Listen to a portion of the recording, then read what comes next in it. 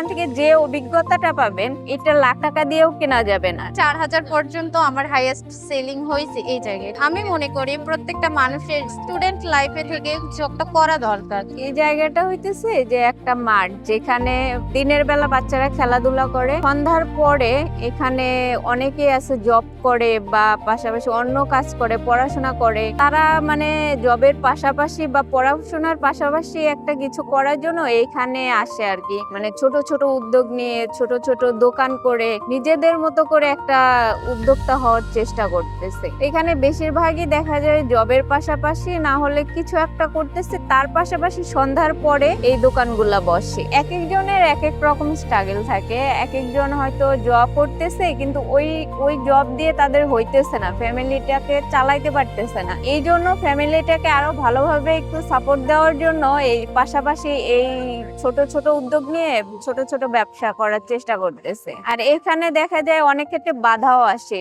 অনেকে আছে জব করতেছে অফিস থেকে, তাদের কোম্পানি থেকে না করে দেয় যে জবের পাশাপাশি বিজনেসটা করা যাবে না। এই বাধাটা বাংলাদেশের প্রায় বেশিরভাগ ক্ষেত্রেই হয় যে একজনে জব করতেছে পাশাপাশি 5+ স্টার রেটিং প্রাপ্ত দেশের সর্বোচ্চ বিদ্যুৎ সাশ্রয়ী ও ইকো ফ্রেন্ডলি ওয়ালটন এসি।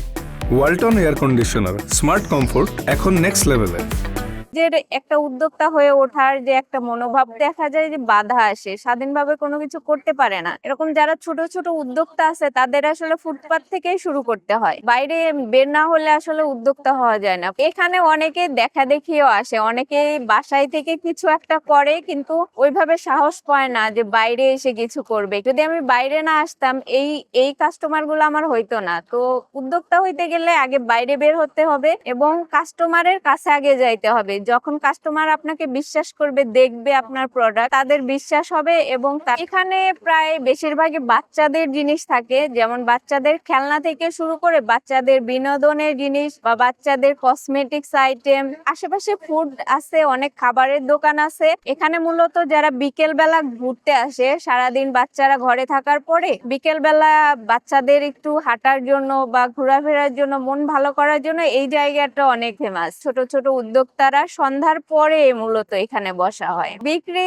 মাশাআল্লাহ ভালো হয়। এখানে অনেক লোকজন আসে, বিশেষ করে শুক্রবার শনিবারে লোকজনটা বেশি হয়। অনেক উদ্যোক্তা আছে যারা চাইতেছে যে বাহিরে নিজে কিছু করবে কিন্তু বাহিরে আসার সাহস করতেছে না। আপনাদের আশেপাশে এরকম খোলামেলা জায়গা হোক বা ফুটপাত হোক, যেখানে হোক, আপনারা বাইরে বের হন। বাইরে বের না হইলে আসলে বিজনেস করা যায় না। আর বিজনেস করতে গেলে আপনাকে বাইরে বের হইতেই হবে, কাস্টমারের সাথে কথা বলতে হবে, কাস্টমার কি চাইতেছে এটা বুঝতে হবে। এখানে আসলে যে আপনি লাখ লাখ টাকা ইনকাম করবেন এরকমটা না, কিন্তু আপনি এই অভিজ্ঞতার জন্য হলেও বাইরে আসতে হবে এবং আপনার আশেপাশে যে জায়গা আছে ওই জায়গাতেই আসতে হবে। এই জায়গায় বসা আমাদের প্রায় 4 থেকে 5 মাস। এখানে আসার মেইনলি কারণটা হচ্ছে যে নিজে কিছু করা, ইন্ডিপেন্ডেন্টলি কারো আন্ডারে না থেকে।